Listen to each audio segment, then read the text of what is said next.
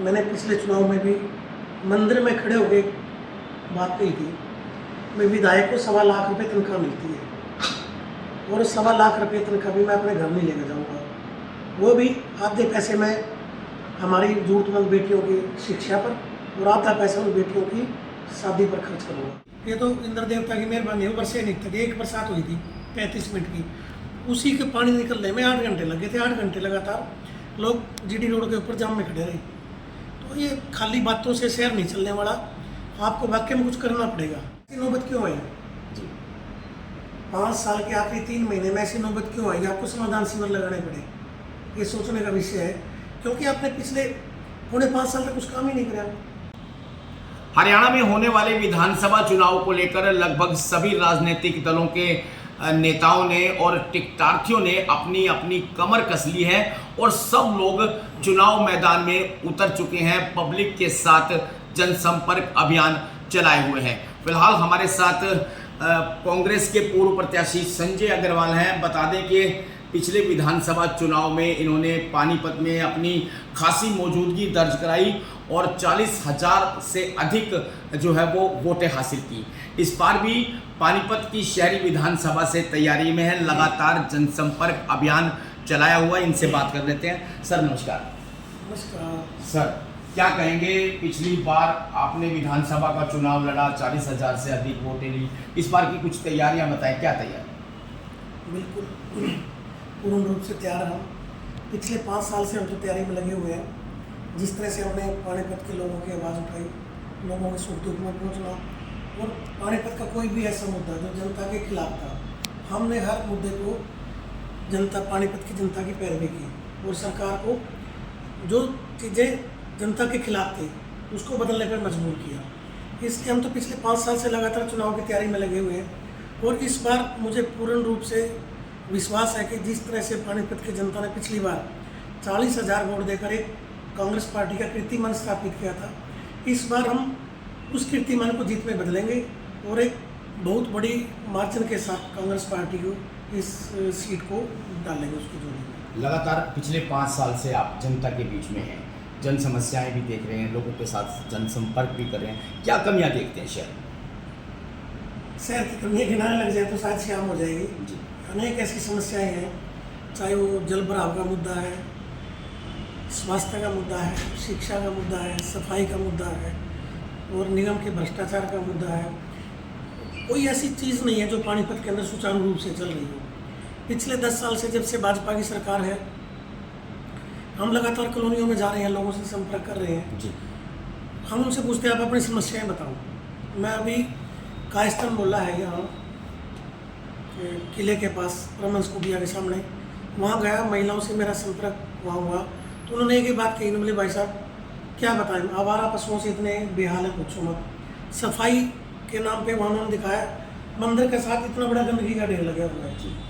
उसके साथ उन्होंने बोले जी पानी हमारा को सिर्फ 2 से 2.5 घंटे पानी मिलता है सुबह, और वो भी आधे टाइम आता नहीं। अब शहर की स्थिति ये है भाई, आपको पीने के लिए पानी ना मिले, सफाई के मामले में आप बिल्कुल पिछड़ चुके हो।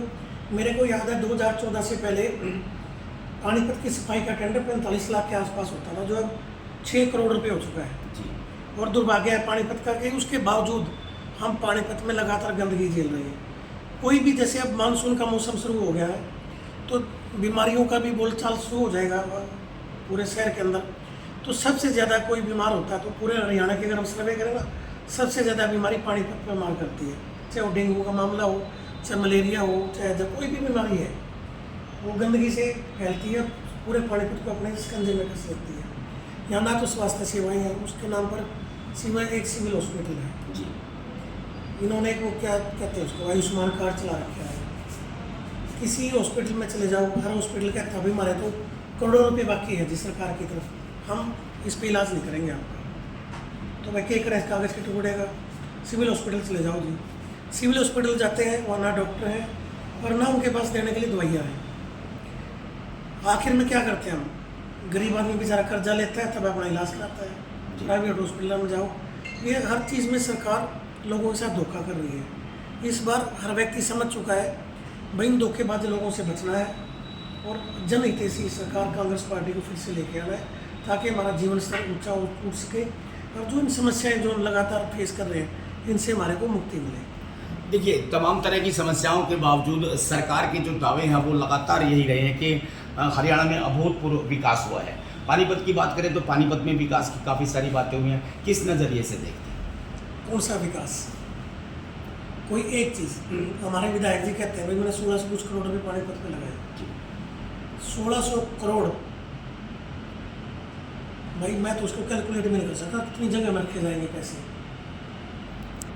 आपने क्या बनाया पिछले 10 साल के अंदर? रिफाइनरी हमने बनाई, NFL हमने बनाया, थर्मल हमने बनाया, मिनी सेक्रेट हमने बनाया, शहर के बीचों बीच गुजरने वाला पुल हमने बनाया। और भी कोई ऐसी चीज़ उपलब्धि आप लोग बता दो भाई हमने अपने कार्यकाल में पानीपत को ये सौगात दी। शुगर मिल हमने बनाया, उद्घाटन से इन्होंने कराया लेकिन करेगा हमारे टाइम में शुरू हुआ था जी। कोई एक चीज़ ये नहीं बता सकते जो उन्होंने की हो। मेरे को यही नहीं समझ आता 1600 करोड़ रुपये बहुत बड़ा अमाउंट होता है। अगर वाकई में 1600 करोड़ रुपये पानीपत के ऊपर लग जाए तो पानीपत एक देखने लायक शहर होगा। और हमारे विधायक जी कहते थे पानीपत को डूबने नहीं दूंगा मैं जी। ये तो इंद्र देवता की मेहरबानी है, बरसे नहीं थे। एक बरसात हुई थी 35 मिनट की, उसी के पानी निकलने में 8 घंटे लगे थे। 8 घंटे लगातार लोग GD रोड के ऊपर जाम में खड़े रहे। तो ये खाली बातों से शहर नहीं चलने वाला, आपको वाकई में कुछ करना पड़ेगा। कितने दिन झूठ बोलोगे आप? 10 साल से आप खुद झूठ बोल रहे हो, हमारे विधायक जी झूठ बोल रहे हैं। हमारा एक एक पार्षद जो भाजपा की तरफ से जीत के आया, पिछले 10 साल से लगातार भाजपा हमारे निगम पर शासन कर रही है, उनके मेयर उनका है। उसके बाद इतनी दुर्दशा से हम गुजर रहे हैं।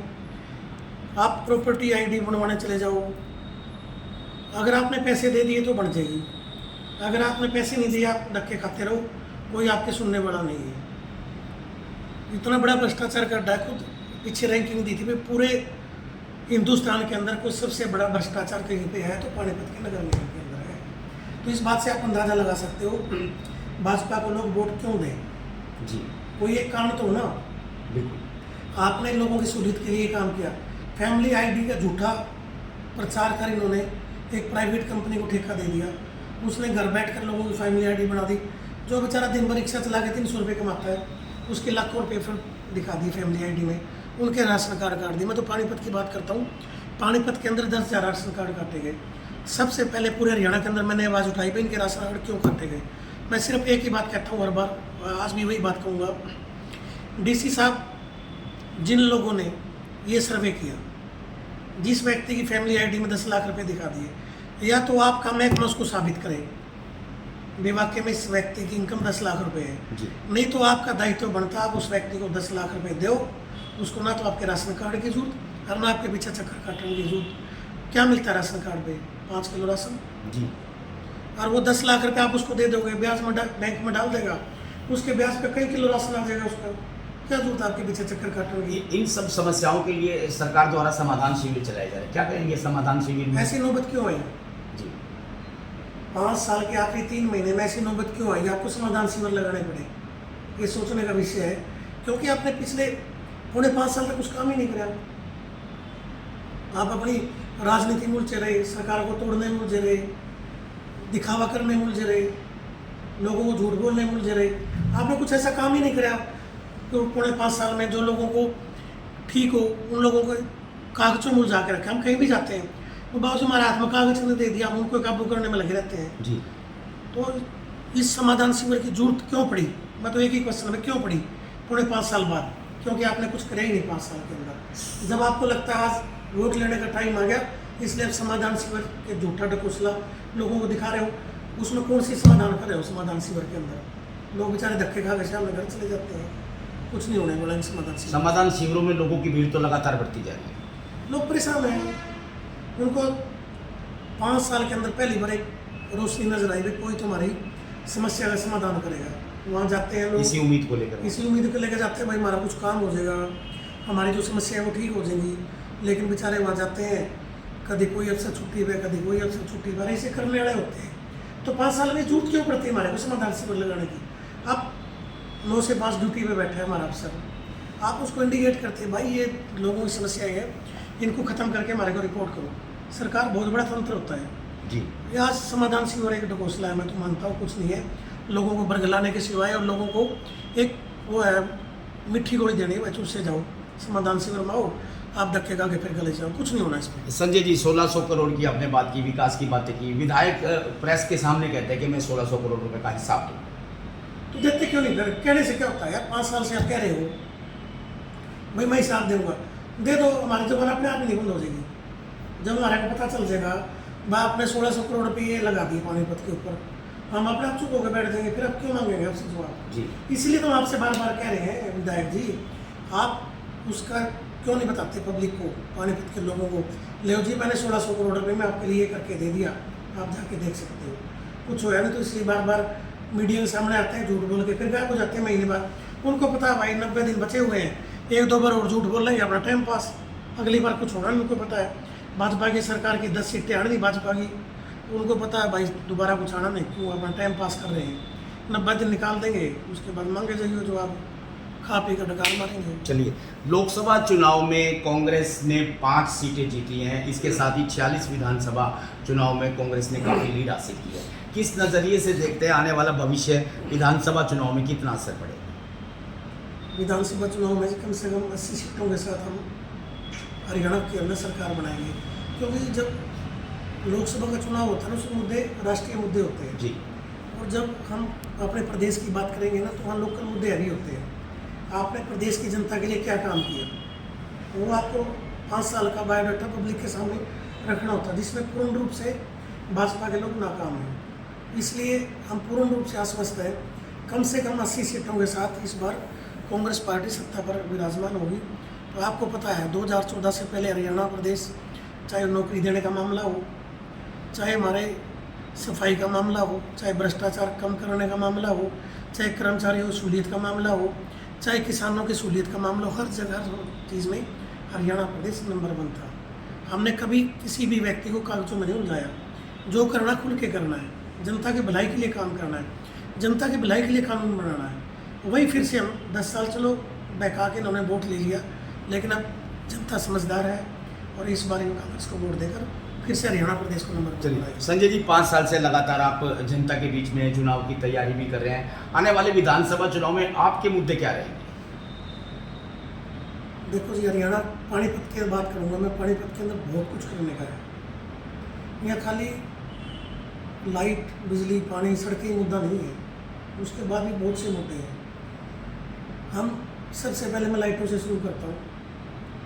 पिछले 5 साल के अंदर कागजों में 4 बार पानीपत की लाइटें बदली गई, 16-16 हज़ार जी।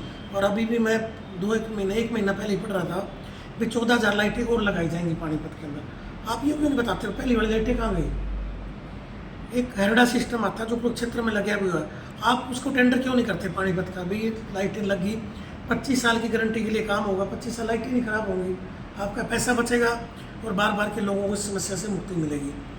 उसके बाद हमारी समस्या है जल भराव की, जिसको लेकर उसके साथ साथ हम कई चीज़ें इसकी हल कर सकते हैं। पानीपत की हर बार जब भी बरसात होती है, पानीपत के अंदर कम से कम 12 पॉइंट हमने ऐसे देखे जहाँ पर घरों में ही पानी भर जाता है जी। बहुत भारी तादाद में वहाँ जल भराव रहता है, कई कई दिन तक वो पानी निकलता नहीं। हमने 12 पॉइंट ऐसे पानीपत में चिन्हित करे हैं जहाँ हम रेन वाटर हार्वेस्टिंग लगाएं और जो बरसात का पानी है जो नालों में बह जाता है उसको ग्राउंड वाटर रिचार्ज करें उससे, क्योंकि पानीपत रेड जोन घोषित हो चुका है। आने वाले 25-30 साल बाद हमारे आने वाले बच्चों को पीने के लिए पानी नहीं मिलेगा पानीपत जी। उस पर काम करने की जरूरत है आज, और हमने उसके लिए भी रोड मैप तैयार किया है। भी हम जो ग्राउंड वाटर को रिचार्ज करेंगे ताकि हमारा जल स्तर बढ़े, और जो शहर के बीचों बीच नाला जाता है इसके ऊपर कॉमन जेडली लगाएंगे पूरे शहर का, इस पानी को साफ करेंगे, इंडस्ट्री को देंगे। इंडस्ट्री के अंदर भी करोड़ों लीटर पानी रोज डाई करने के लिए निकाला जाता है, जो पानीपत का हार्ट है। देखो डाई नहीं होगी तो पानीपत के उद्योग धंधे चलेंगे नहीं, उनको भी चलाना जरूरी है।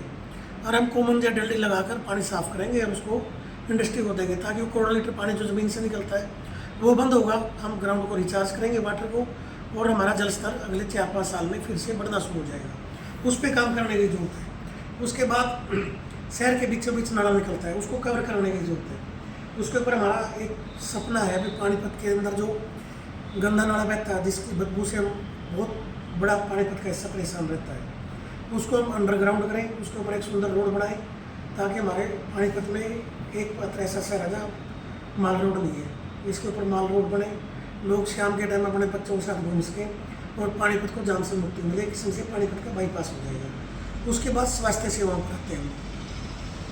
पिछले 5 साल से जब से हमारा चुनाव खत्म हुआ, मैं लगातार आवाज़ उठा रहा हूँ, पानीपत को एम्स की जरूरत है।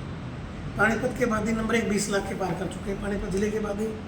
दूसरा, यहाँ 50 किलोमीटर के दायरे में हम कोई भी, जैसे यहाँ से एम्स चले जाओ 110 किलोमीटर है, चंडीगढ़ पीजीआई चले जाओ 160 किलोमीटर है, रोहतक पीजीआई 75 किलोमीटर है, तो हमारे से बहुत दूर है ये चीज़ें। और जीटी रोड पे हमारा शहर है, यहाँ अपना एम्स हॉस्पिटल होना चाहिए, ताकि जो स्वास्थ्य सेवाओं में हम बहुत ज़्यादा पिछड़े हुए हैं, हर व्यक्ति इतना संपन्न नहीं है वो दिल्ली के प्राइवेट हॉस्पिटल में जाके अपना इलाज करा सके। एम्स हॉस्पिटल में एडमिशन नहीं मिलता, रोहतक पीजीआई ऑलरेडी इतना ओवरलोड है, वहाँ आप जाओगे तो 2 दिन एडमिशन नहीं मिलता। चंडीगढ़ पीजीआई पहले हरियाणा पंजाब के 2 स्टेट को संभालता है, इसलिए पानीपत को एम्स की जरूरत है। तो यहाँ सबसे ज़रूरी एम्स होना चाहिए। उसके बाद बच्चों के हायर एजुकेशन के लिए सरकारी यूनिवर्सिटी का होना बहुत ज़रूरी है, क्योंकि हर माँ बाप इतना सक्षम नहीं है अपने बच्चों को प्राइवेट यूनिवर्सिटी में पढ़ा सके। हायर एजुकेशन के लिए बच्चों को यहाँ उच्च शिक्षा के लिए पानीपत में सरकारी यूनिवर्सिटी हो, ताकि हमारे बच्चे उच्च शिक्षा प्राप्त कर अपने पैरों पर खड़े हों, अपने जीवन स्तर में जो वो करना चाहते हैं, जिस भी वो डिपार्टमेंट में जाना चाहते हैं उस डिपार्टमेंट की पढ़ाई करें और अपने जीवन को आगे बढ़ा सकें। इस तरह की बहुत सी चीज़ें हैं हमें जो यहाँ पानीपत में करने की जरूरत है आज। जी, ये जो स्ट्रीट लाइट पे हम पिछले 5 साल से लड़ रहे हैं, ये मैं दावे के साथ कहता हूँ, एक बार पानीपत के अंदर लाइट लगाएंगे, 25 साल तक लाइट खराब हो जाए हम उसके जिम्मेवार। सड़कें एक बार बनाएंगे, 25 साल तक आपको उसको दोबारा सड़कें बनाने की जरूरत नहीं, क्योंकि आप उसको टेंडर में लिख के दे रहे हो, 25 साल तक देख रेख आपकी है। ये बार बार जो घोषणा चल रहा है ना पानीपत के अंदर हमारे पार्षद महोदयों के माध्यम से, बढ़िया सड़क को पाड़ते हैं, उसको दोबारा बनाते हैं और उसके पैसे खा जाते हैं।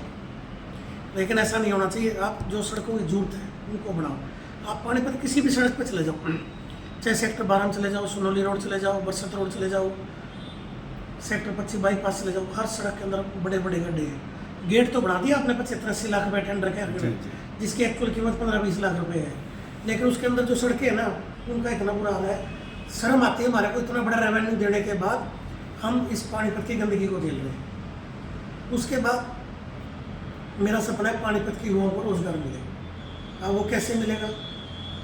रिफाइनरी का पोल्यूशन कौन बर्दाश्त करता है? पानीपत के लोग। एनएफएल का पोल्यूशन कौन बर्दाश्त करता है? पानीपत के लोग।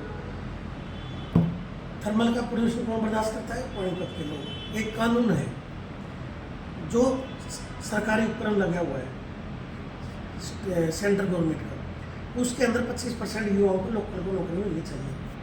और मैं दावे से कहता हूँ तीनों उपक्रम में पानीपत के 1% व्यक्ति को भी नौकरी नहीं मिली, क्योंकि हमारे जो चुने हुए व्यक्ति यहाँ से पहले गए उन लोगों को इस बात की पता नहीं तो समझ नहीं है या जानबूझ के आवाज़ नहीं उठाना चाहते। इससे हमारे हज़ारों युवाओं को नौकरी मिलेगी, हज़ारों परिवारों का सिस्टम चलेगा। उसके बाद CSR होता है, जो हर बड़ा उपक्रम जो सेंटर का है वो अपने जो उनका प्रॉफिट है उसका कुछ हिस्सा सरकार के सौंदर्यकरण पे लगाता है।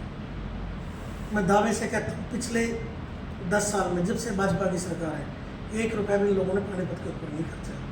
तो आप उसके पीछे क्या लॉजिक है? ये तो आप चुने हुए व्यक्ति बैठे हैं हमारे पानीपत के, वो बताएंगे भी वो पैसा आया नहीं आया, आया तो क्यों नहीं आया, आया तो कहाँ गया, ये वो लोग बताएंगे। कई 100 करोड़ रुपए रिफाइनरी, एनएफएल और थर्मल को पानीपत को देना पड़ेगा जी। इनकी हिम्मत है ना पैसे दें पानीपत को। जब हमारी सरकार आएगी हम देखेंगे वे कैसे देते हैं पानीपत के लोगों को पैसे। पानीपत का सौंदर्यकरण इनकी जिम्मेवारी है। जब हम इनका पोल्यूशन भुगत रहे हैं तो हमारे बुजुर्गों को, हमारी महिलाओं को, हमारे बच्चों को उनके शारीरिक विकास के लिए आपको पैसा खर्चना पड़ेगा। इस शहर के सौंदर्यकरण पे पैसा खर्चना पड़ेगा। इस शहर को पोल्यूशन मुक्त बनाने के लिए आपको पैसा खर्चना पड़ेगा। ये आपका दायित्व है।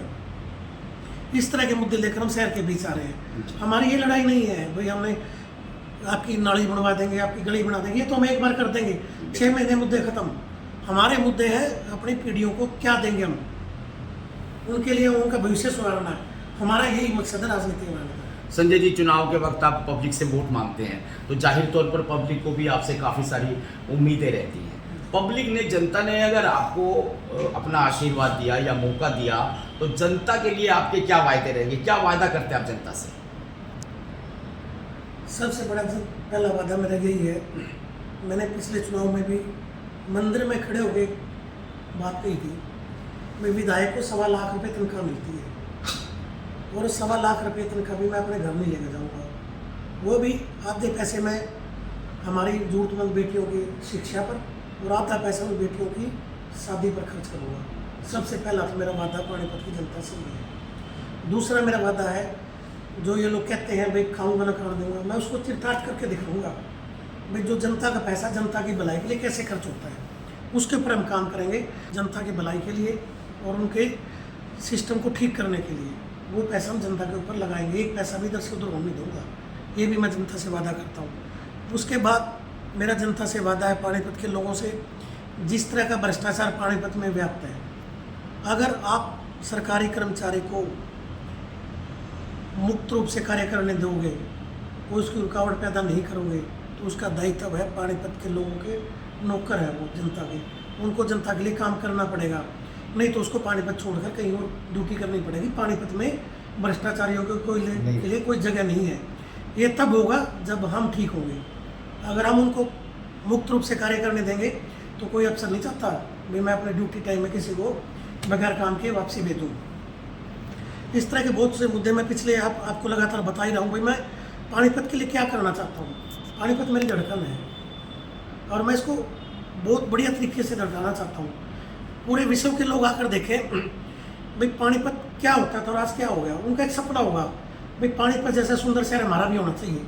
जैसे आज लोग कहते हैं ना, हमारे विधायक जी, हमारी मेयर साहब भी कहती थी भाई मैं पानीपत को इंदौर बना दूंगा, कोई कहता था पानीपत को पेरिस बना देंगे। हमारा सपना पानीपत को पानीपत ऐसा बनाए लोग देखने आए भाई हमारा शहर भी पानीपत जैसा सुंदर होना चाहिए, उसके लिए हम काम करेंगे। जी, तो ये थे संजय अग्रवाल, जो पानीपत शहरी विधानसभा से पूर्व प्रत्याशी भी हैं और आगामी विधानसभा चुनाव की भी पुरजोर रूप से तैयारी करें, जिनका एक साफ शब्दों में यही कहना है कि जनता ने यदि उन्हें मौका दिया तो पहली बात तो विधानसभा में जो एमएलएज को जो सैलरी मिलती है वो सैलरी वो बेटियों की शिक्षा पर और जो ज़रूरतमंद परिवारों की कन्याएं हैं उनकी शादी पर खर्च करेंगे।